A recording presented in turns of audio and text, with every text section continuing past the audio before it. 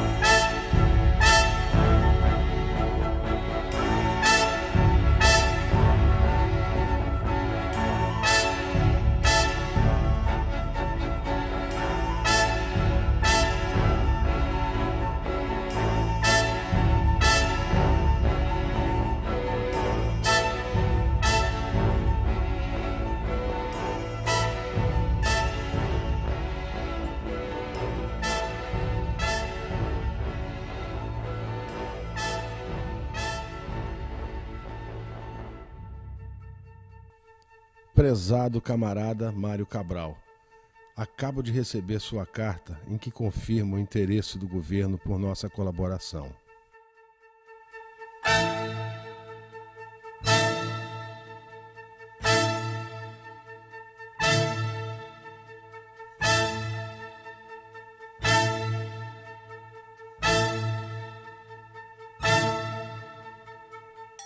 Em 1975, Paulo Freire e a equipe do Instituto de Ação Cultural, IDAC, com sede em Genebra, Suíça, receberam o convite de Mário Cabral para desenvolverem o programa de alfabetização da Guiné-Bissau.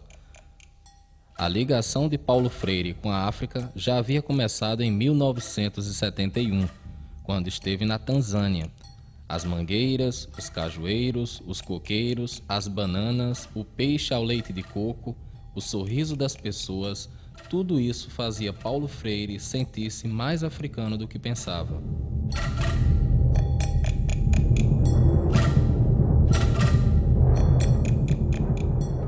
Ir para a Guiné-Bissau era como se fosse uma volta. Tudo parecia familiar. Mesmo assim, havia muito para se aprender sobre Guiné-Bissau, tanto para a equipe de Freire quanto para os próprios guineenses, no esforço comum de conhecer a realidade que buscavam transformar.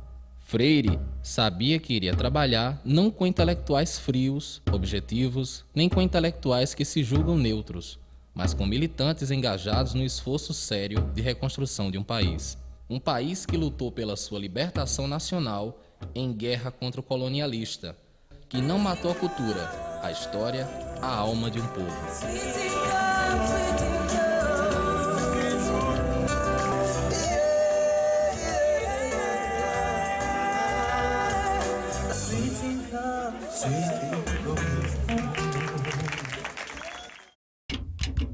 As campanhas de alfabetização na África faziam parte do esforço de reconstrução do país. Por isso, seguiam o princípio da autoconfiança, da autodeterminação das pessoas, da valorização da cultura e da história local. A alfabetização e o processo da pós-alfabetização tomam parte no processo da educação geral do indivíduo. Fazem parte de um fato cultural e de um fator de cultura, segundo a expressão de Amílcar Cabral. Amílcar Cabral é líder da independência de Guiné-Bissau e de Cabo Verde.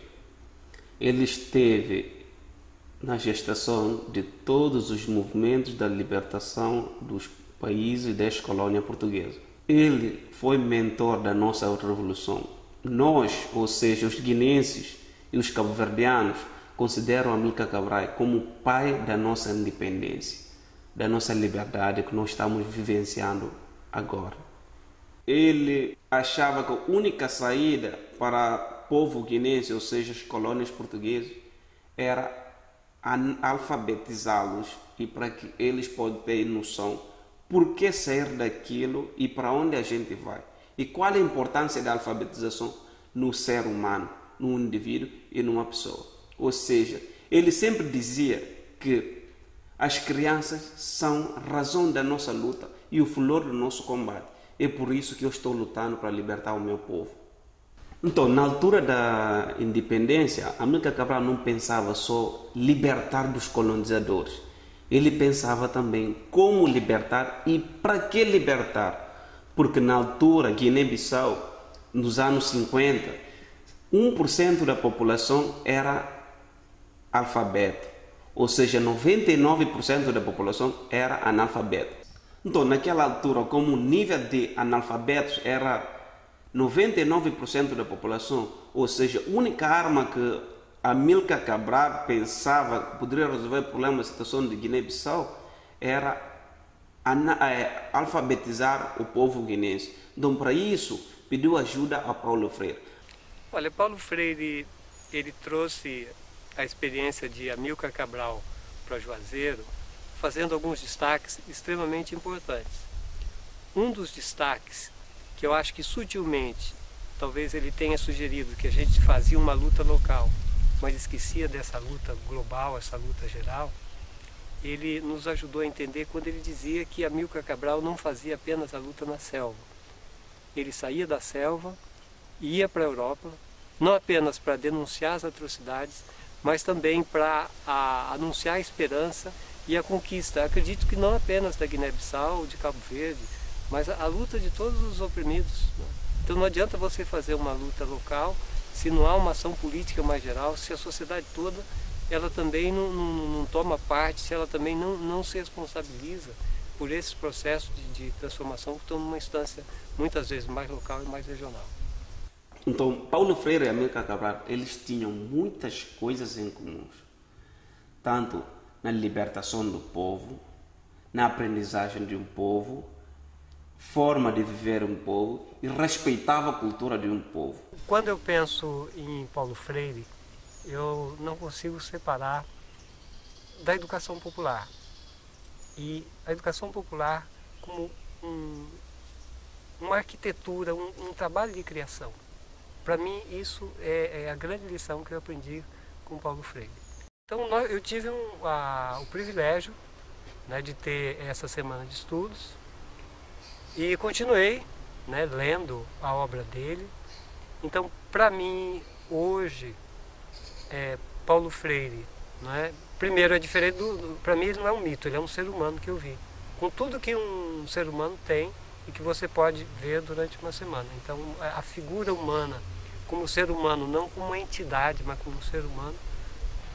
Eu diria que, para a gente que trabalha com a educação de jovens e adultos, é impossível, né, não ter Freire como uma grande referência.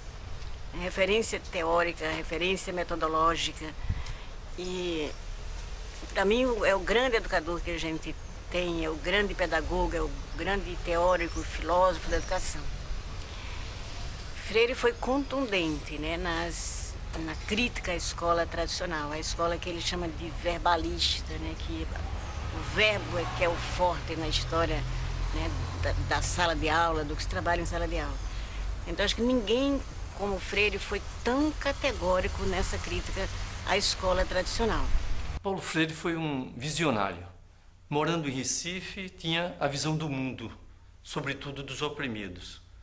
Ele tinha uma clareza muito grande de que a educação não é, como aliás nós dizemos hoje, uma questão de vontade política. A educação para Paulo Freire é um ato político, Por isso, a educação está a serviço da liberdade. Nesse sentido, ninguém pode ser excluído, ninguém pode ser expoliado desse direito, por uma questão de justiça social. E é também por isso que as ideias de Paulo Freire ganharam o mundo. Freire é, sem dúvida, um dos maiores intelectuais da área da educação no mundo inteiro. Freire sai do Brasil no meados da década de 60 por uma condição não desejada. É o Freire do Nordeste brasileiro, é o Freire de Recife, de Pernambuco, da Paraíba, de Angicos, que já tem uma formulação crítica à educação bancária, à educação alienante. É o Freire que já tem concretizado o seu método de alfabetização, que forma inúmeros trabalhadores no contexto brasileiro contra essa dinâmica de opressão da época por uma educação libertadora e popular. A atualidade do pensamento de Freire faz dele sempre uma referência para quem se arrisca a trabalhar com a educação de jovens e adultos. Embora que, em termos operacionais, nas escolas, os princípios freirianos quase sempre são traídos. Trata-se o aluno como ouvinte e o Paulo Freire como um teórico a mais, sem o cuidado em trazer a escola para a realidade do mundo, nem com a inclusão das pessoas nos processos educativos. Inclusão é estar junto, é participar, é interagir, é aprender, é conhecer, é trabalhar, é fazer. E sempre refletidamente, né? Como Freire nos dizia. Freire, como intelectual do mundo, é, sem dúvida, um dos grandes intelectuais da vida. A sua história, a sua trajetória, a sua biografia inspira, forma, não apenas a juventude, os professores, os educadores daquela época, mas também nos dias de hoje. Inspira para que cada um, do seu jeito, no seu tempo, da sua maneira, na sua realidade, pensando o mundo, possa também exercer este papel de intelectual da vida.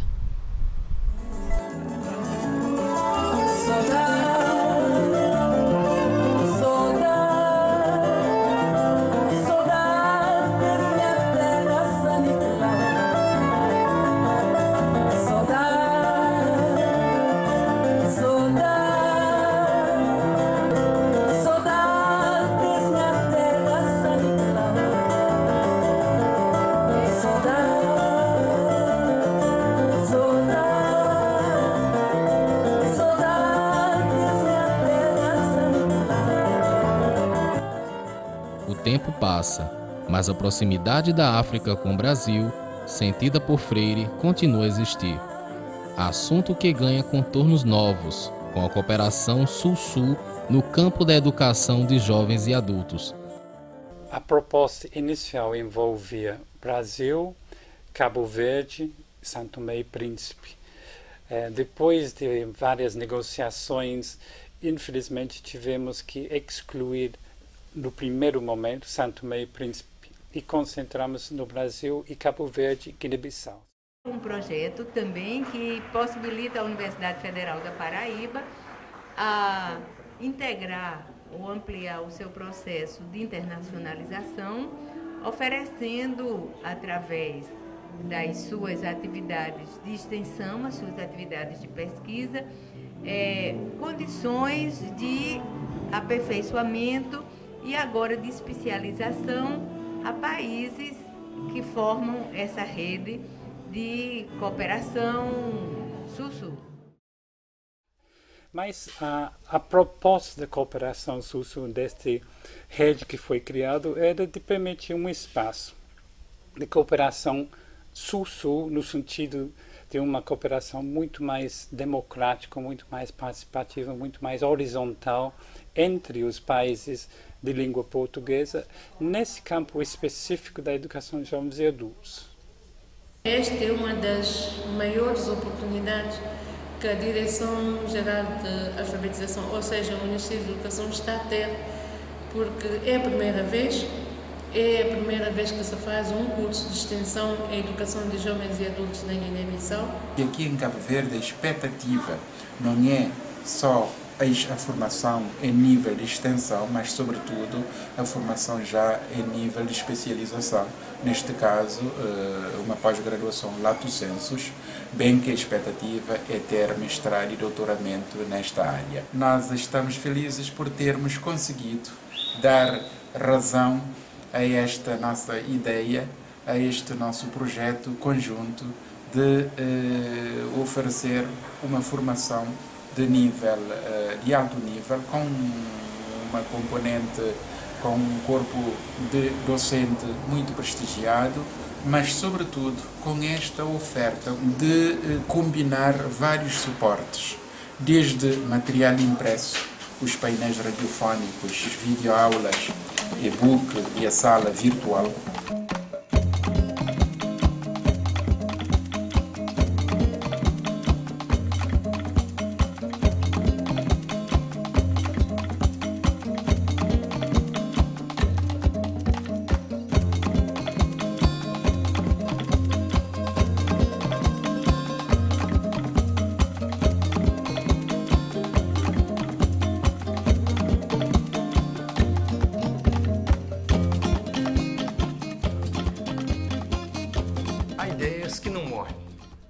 As ideias de Paulo Freire não vão morrer, porque não eram ideias tiradas da cabeça de Paulo Freire, eram ideias tiradas da realidade. Elas serão adaptadas ao momento de hoje e só assim elas poderão continuar vivas na cabeça e no coração dos educadores. Caros camaradas que cuidam da educação, eu, como Paulo Freire, brincava de ser professora e tive dificuldade de distinguir entre o professor imaginável e o real, e era feliz nos dois mundos. Nós fazemos o mundo. Tudo o que fazemos faz o mundo. Somos, sem saber, construtores do mundo. O que proponho na educação é o respeito à cultura do outro, respeito pela língua do outro, a cor do outro, gênero do outro, classe social do outro, orientação sexual do outro. Precisamos olhar e olhar novamente para nossa prática e teoria. A colaboração entre os países do Eixo Sul deve ser solidária e de respeito mútuo. A escola não tem como mudar o mundo. O mundo é um tanto maior, mas ela é semente do muito que na vida podemos ser. Pregamos um mundo melhor, com respeito às pessoas e à natureza. Por pensarmos o que fazemos, somos os intelectuais da vida, somos os freires de hoje.